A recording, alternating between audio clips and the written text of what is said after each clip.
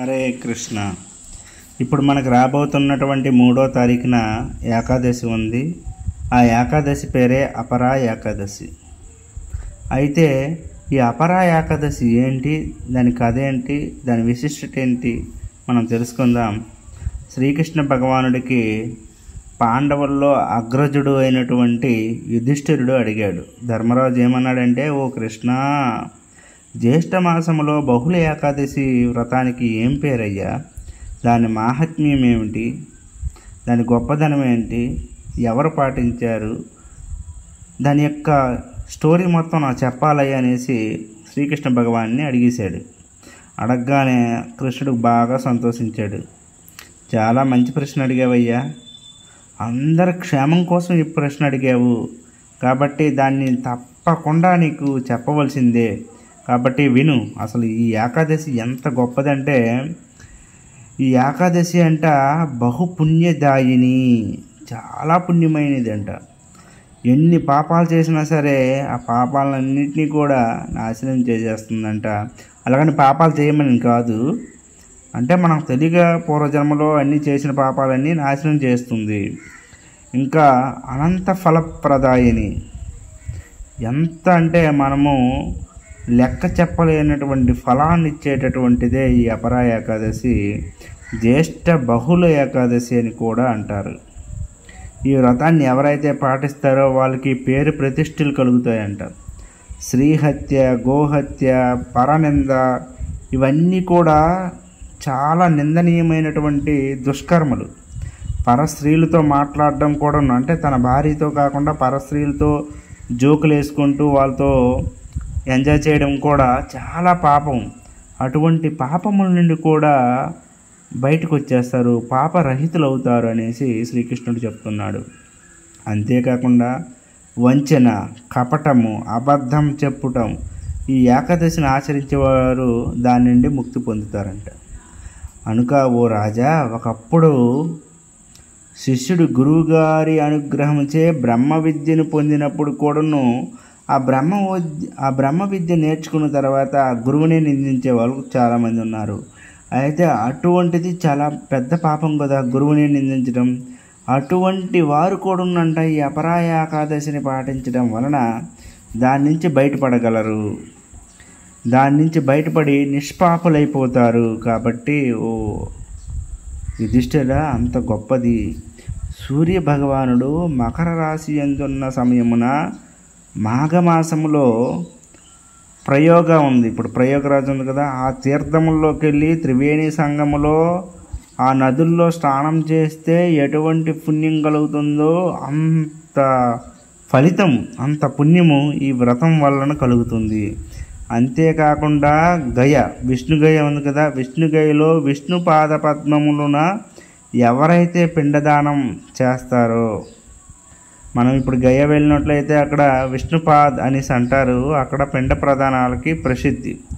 అక్కడ ఎవరైతే పిండ ప్రదానం చేస్తారో, బృహస్పతి సింహరాశి అందున్నప్పుడు గోదావరి గౌతమి నదుల్లో స్నానం చేసి ఎంత ఫలితం వస్తుందో అంతటి ఫలితం అంట ఈ అపరా ఏకాదశిని పాటించడం వలన కలుగుతుంది. అంతేకాకుండా 4 ధామాలు ఉన్నాయి కదా, కేదార్నాథ్, బద్రీనాథ్. ఈ ధామాల్ని కూడా ఎవరైతే దర్శించుకుంటారో వాళ్ళకి ఎటువంటి శుభాలు కలుగుతాయో అటువంటి శుభాలు అన్నమాట ఈ ఏకాదశి వలన కలుగుతాయి. అంతేకాకుండా సూర్యగ్రహము సమయములో కురుక్షేత్రములో స్నానము, వస్త్రదానము, గోదానము, ఏనుగు దానము, అశ్వదానము, ధనమును కూడా దానం చేసే వాళ్ళు ఉంటారు. అంతేకాకుండా భూదానం కూడా చేసే వాళ్ళు ఉంటారు. వాళ్ళందరూ ఎటువంటి ఫలితాన్ని పొందుతారో అటువంటి ఫలితాన్ని ఈ అపరా ఏకాదశి వ్రతాన్ని పాటించిన వాళ్ళంట ఈజీగా వాళ్ళు పొందేస్తారు. కాబట్టి అంతటి గొప్పదయ్యా ఈ ఏకాదశి. ఈ వ్రతము నియమనిష్టలతో శాస్త్రాల్లో ఉండే విధంగా బద్ధులై పాటించాలి. అంతేకాకుండా ఈ ఏకాదశి రోజు మహావిష్ణువుని పూజించినట్లయితే వైకుంఠ ప్రాప్తి కూడా జరగగలదు. ఈ అపరా ఏకాదశి అంటే ఏమనుకుంటున్నావు? ఒక పెద్ద పాపం అనే చెట్టుని నరికేటటువంటి కత్తి లాంటిదయ్యా, గొడ్డల లాంటిది.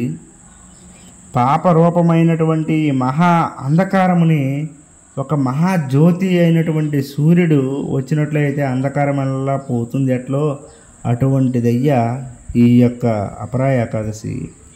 అంతేకాకుండా పాపరూపమైనటువంటి మాయామృగాన్ని, ఒక జంతువుని, పాపరూపంలో ఉండేటటువంటి ఒక మాయా జంతువుని వధించేటటువంటి మహాకాల స్వరూపమైనటువంటి మదించిన సింహం లాంటిదయ్యా ఈ అపరా ఏకాదశి.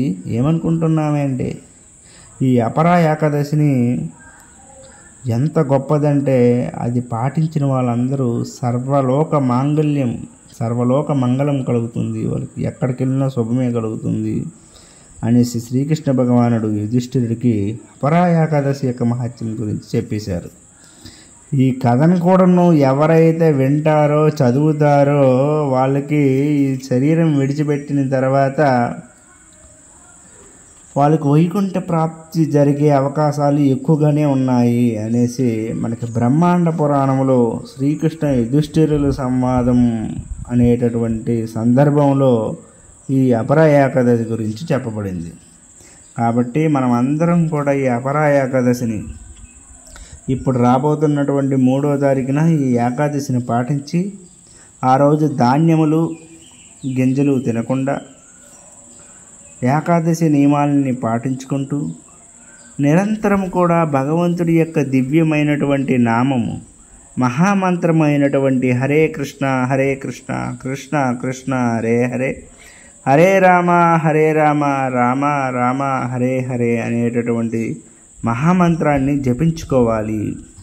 జపిస్తూ ఆ దివ్యమైనటువంటి ఆ కృష్ణనామాన్ని చెవుట్లో వెయ్యాలి, చెవుల ద్వారా వినాలి. వినేటప్పుడు మన హృదయంలో ఉండేటటువంటి అభద్రాలన్నీ నశించి దివ్యమైనటువంటి కృష్ణ ప్రేమ అనేది ఉద్భవిస్తుంది. అంతేకాకుండా ఎప్పుడైతే ఈ శరీరాన్ని మనం విడిచిపెడతామో అప్పుడు వెంటనే భగవత్ ప్రాప్తి కలిగే అవకాశాలు ఎక్కువగా ఉంటాయి. కాబట్టి మన అందరం ఈ ఏకాదశిని పాటించి అటువంటి దివ్యమైనటువంటి స్థితిని పొందుగాక. హరే కృష్ణ.